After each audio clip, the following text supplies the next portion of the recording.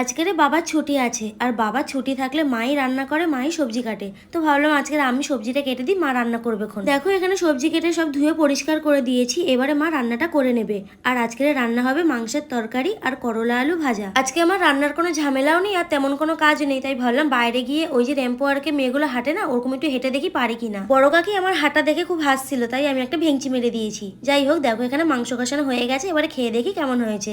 আর মাংস কষা তো আমার সবসময়ের জন্যই ভালো লাগে। বিকেলবেলা আমি, মা, বাবা, মাসি রাস্তার দিকে হাঁটতে গিয়েছিলাম। আর সকাল থেকে তো খুব বৃষ্টি হচ্ছিল, বিকেলবেলা ওয়েদারটা খুব ভালো ছিল। হাঁটতে হাঁটতে আমরা আমাদের জমির ওখানে পৌঁছে গিয়েছি। আর গিয়ে দেখি সব জায়গায় বর্ষার জল জমে গেছে বলে সবাই মাছ ধরছে। ওখানে রাস্তার মোড়ে একজন ফুচকালা বসেছিল, তো আমরা সবাই ওনার কাছ থেকেই ফুচকা খেয়েছি। সন্ধে হয়ে আসছিল বলে বাড়ির দিকে রওনা দিলাম। হাফ রাস্তা আসার পরে মেঘটা এত কালো হয়ে এসেছে, আমরা ভাবলাম এই না বৃষ্টি আসলো, আমরা সবাই ভিজে যাবো। তো যাই হোক, কোনো রকম বাড়িতে পৌঁছে গেছি বৃষ্টি হওয়ার আগেই। আর ভিডিওটা যদি ভালো লাগে একটা লাইক করে দাও।